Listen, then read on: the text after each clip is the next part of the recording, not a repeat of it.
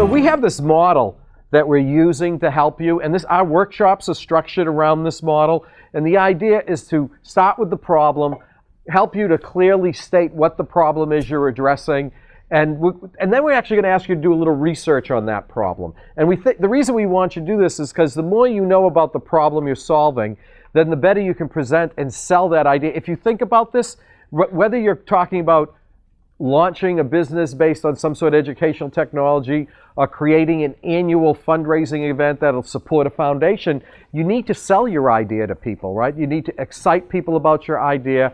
You need to invest them in your idea. And that all takes time. So our project is going to be a limb for developing countries. So in a lot of cases where you see people who've had a limb blown off or had to be amputated due to infection, they don't necessarily have the facilities to get the really high quality prosthetics that we can get here. So what we want to do is we want to blow mold or rotomold a new, heavily customizable but really cheap to make prosthetic that they can use in place of what they're using right now, which is mostly non-medical grade equipment that they find lying around. It's actually... So far, what have you been doing so far?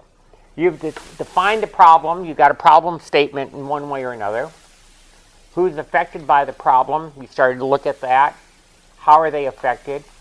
Why is it important to solve this? So we're going to try to put that in a context for you tonight. And we're going to move this to a context, Steve talked about it briefly, of what we call a business model.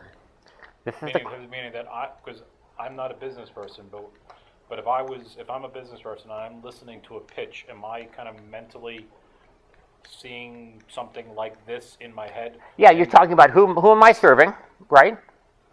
Who am I trying to provide benefits to? What is the benefit that I'm providing them? What job do they want done? How am I going to satisfy them? That's the core of your pitch. What resources do I need? That's on the left side, right? I need certain partners. So it's just not a good idea. It's got to go beyond that and say, how are you going to make an organization out of this so that you can sustain it as a group of people? How can I? We'll also have information on resources. And tonight we're going to spend some time talking about resources and what types of resources people need. So we talked to a lot of doctors, we talked to some distributing centers, I talked to a group that runs out of Guatemala actually, and they were ecstatic about the idea of just having very cheap, easily producible limbs to distribute to kids. What's neat here is you guys have, over the last couple months now, have refined this a bit. So I know when you first came in here, you had a couple of different ideas. You're trying to figure out what problem. You've looked at the problem more closely, right? You've looked at what other people are doing to try to refine it. And I think that their concept, there's this whole discussion around serving the bottom of the pyramid. I thought it would be helpful to let you know what we're planning to do with a rocket pitch, right? Because ultimately you're going to do a bunch of research over the next few weeks about your problem. You're going to do some brainstorming. You're going to put together this rocket pitch. And how many of you have done a rocket pitch before?